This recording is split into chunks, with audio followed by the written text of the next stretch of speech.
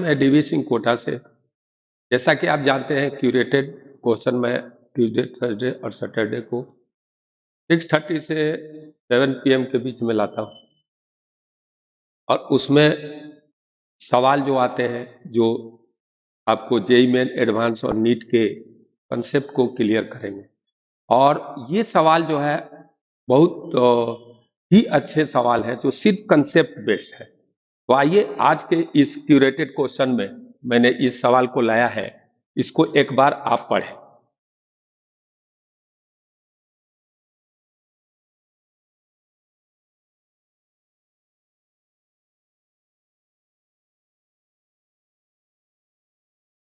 जैसा कि ये सवाल जो कह रहा है, इसको आप देख सकते हैं कि यहाँ ए पर एक स्मॉल स्टेप है। स्मॉल स्टेप का मतलब क्या हुआ कि इसकी हाइट इसके रिस्पेक्ट में निग्लिजिबल है और ये कांस्टेंट आपको स्पीड से और वेलोसिटी से चल रहा है लेफ्ट राइटवर्ड।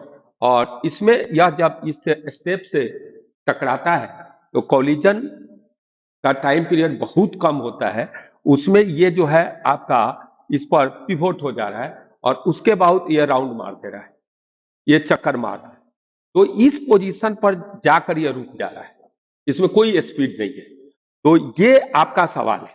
सवाल क्या कह रहा है कि एक आपका स्क्वायर बॉडी है और ये चल रहा है और चलते चलते जाकर के एक स्मॉल स्टेप जो इसके डायमेंशन के रिस्पेक्ट में इसकी डायमेंशन नेग्लिजिबल है उससे यह कोलाइड करता है और कोलिजन के बाद क्या कर रहा है कि इस पर पिवोट राउंड कर जाता है, पिवोट होकर राउंड हो जाता है।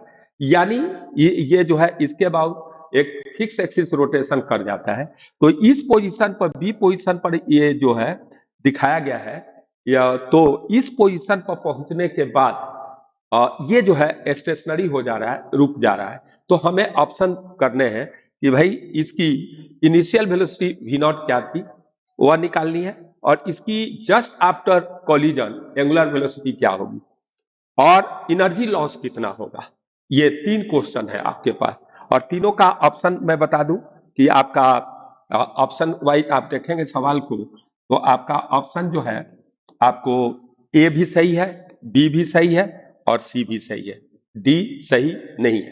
तो मैं इस सवाल को क्या क्या की कंसेप्ट है, इसका बेसिक कंसेप्ट क्या है। तो इसमें आपको ये जो है जो ए पॉइंट है उस पे कोलिजन का पीरियड बहुत इन्फिनिट स्मॉल होता है, बहुत कम होता है।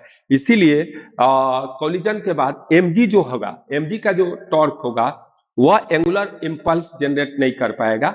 यानी चेंज इन एंगुलर मोमेंटम जो होगा एमजी के कारण निग्लिजिबल होगा। क्योंकि चेंज इन एंगुलर मोमेंटम होने के लिए क्या जरूरी है कि टाइम भी होना चाहिए, टॉ dt होगा और चेंज इन एंगुलर मोमेंटम और टॉ dt होगा तो आपका टाइम dt होना चाहिए अच्छा खासा। क्योंकि mg जो है फोर्स के कारण तो ठीक है टॉर्क तो होगा परंतु टाइम बहुत कम है, कोलिजन पीरियड बहुत ही कम है, नेग्लिजिबल है। इसीलिए उसके कारण जो एंगुलर मोमेंटम mg के द्वारा आपको जेनरेट होगा उसको हम इग्नोर कर सकते हैं, नेग्लेक्ट कर सकते हैं।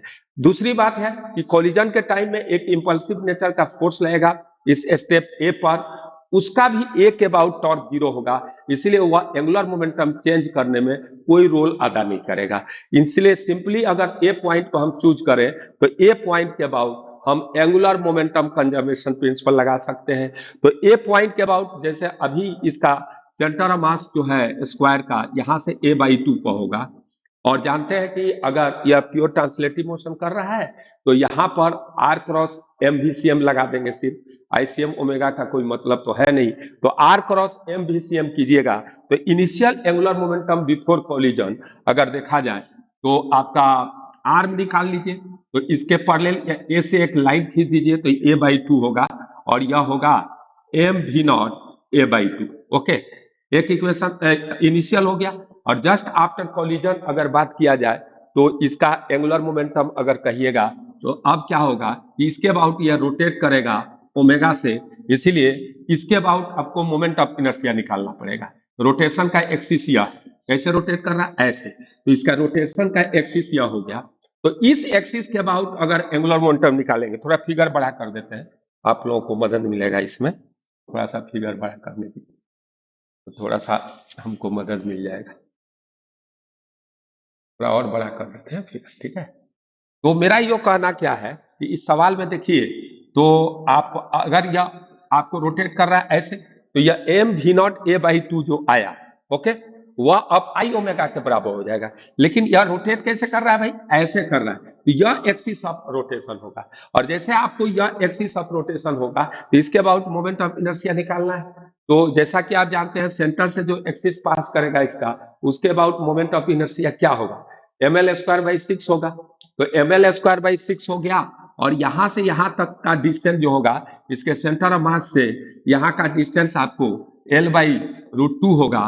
तो मैं कह सकता हूं दावे के साथ कि यहाँ पर आपका आप पैरेलल एक्सिस थ्योरम लगाइएगा, तो आपका मोमेंट ऑफ इनर्शिया जो आएगा उसको देखने की जरूरत है। तो वो कितना आ जाएगा भाई? तो वह आ जाएगा, एक तो एम एल स्क्वायर बाई 6 हो गया, आप plus M L by root two का होल स्क्वायर, और इंटू ये ब्रैकेट में ले लेते हैं, और इंटू हो जाएगा आपका ओमेगा, सिंपल सा, ये ओमेगा आ जाएगा। और यहाँ पर एम से एम सब कट रहे हैं, और ये जो होगा आपका V naught A by two is equal to आ गया, यह एल स्क्वायर बाई 6 है और यह एल स्क्वायर बाई 2 है। तो आप देखें एल स्क्वायर बाई 6 और प्लस एल स्क्वायर बाई 2 करेंगे, तो हमें लगता है यह 2 M L square by 3 omega आएगा। कैसे? तो यह एल स्क्वायर बाई 6 है, एल स्क्वायर बाई 6 कर लीजिए, एम तो कट गया, दोनों तरफ से एम को निकाल दिए, तो इसको हटा दिया जाए, ठीक है। अब देखिए आपका 2l स्क्वायर बाई 3 इंटू 6 हम बोले थे, इसको थोड़ा सा कर देते हैं, प्लस हो गया, यहाँ पर आप देखिए, तो यहाँ यह हो जाएगा एल स्क्वायर बाई 2, और यहाँ अगर हम यहाँ 3 से मल्टीप्लाई कर दे तो यहाँ 3 आ जाएगा, तो 4l स्क्वायर बाई 6 आ जाएगा। और 4l स्क्वायर बाई 6 कितना आएगा? आप 2l स्क्वायर बाई 3 सही है ओमेगा। तो ओमेगा का वैल्यू यहाँ से अगर निकाला जाए, तो आप देखिए कितना आएगा ओमेगा, ये ऊपर चले आएंगे और ये नीचे ही चला जाएगा, तो 3 V naught a good upon 4l square आ जाएगा। इसको हम इक्वेशन फर्स्ट मान ले रहे हैं, हमें अभी वी नॉट निकल नहीं रहा है। दूसरा इंपॉर्टेंट बात क्या है कि भाई ये जो कोलिजन के जस्ट बाद इसको जो एंगुलर वेलोसिटी मिला, उस एंगुलर वेलोसिटी के कारण ये क्या करेगा, इसको थोड़ा सा अगर समझने की कोशिश करें, तो ये वह जो एंगुलर वेलोसिटी आपको मिल रहा है उसको थोड़ा समझिए। जो भी एंगुलर वेलोसिटी इसको मिला, उसके कारण ही तो ये क्या हुआ, इस पोजीशन पर चला गया। यानी जो एक्स्ट्रा एनर्जी इसके पास, जो काइनेटिक एनर्जी रोटेशनल मोशन के कारण जो काइनेटिक एनर्जी है, तो उस रोटेशनल काइनेटिक एनर्जी का कारण, उस रोटेशनल मोशन के काइनेटिक एनर्जी के कारण जो एनर्जी है उसे इसकी पोटेंशियल एनर्जी इंक्रीज कर जाएगी मैकेनिकल एनर्जी कंजर्वेशन प्रिंसिपल से। तो हम कर सकते हैं हाफ आई, आई कितना है भाई? तो आई हमारा अभी निकला है 2 ml स्क्वायर अपॉन 3 और into omega square is equal to होगा change in kinetic energy, change in potential energy. अब चेंज इन पोटेंशियल शुरू में जो था, तो अगर देखा जाए तो शुरू में आप देख सकते हैं, शुरू में आपका यह क्या है, यहाँ पर इसका सेंटर ऑफ ग्रेविटी है इस पॉइंट पर, तो ये डिस्टेंस a बाई 2 है। अब यहाँ चला गया l बाई 2 और यह डिस्टेंस l बाई रूट 2 हो गया, तो फाइनल हो गया आपका कितना? फाइनल की बात अगर करें तो यह होगा mg l बाई रूट 2 हो गया, और इनिशियल था mg l बाई 2, इतना इंक्रीमेंट आ गया mg l बाई 2 और minus mg l by root 2 minus mg l by 2 आ गया। और यह इक्वेशन हमारा बन गया। यहाँ पर ओमेगा की वैल्यू हम पुट कर दें, यहाँ से लाकर ओमेगा की वैल्यू यहाँ से पुट कर देंगे, तो हमारा पहले तो वी नॉट निकल जाएगा, और वह वी नॉट जो आता है 4 मीटर पर सेकेंड आ जाता है, जो ऑप्शन ए में है। और उसी वी नॉट की वैल्यू यहाँ रख देंगे तो मेरा ओमेगा निकल जाता है, और वह ओमेगा 2 रेडियन पर सेकेंड आ जा रहा है। तीसरा इंपॉर्टेंट पॉइंट क्वेश्चन सी पूछा है, वो आ जाता है ए और बी।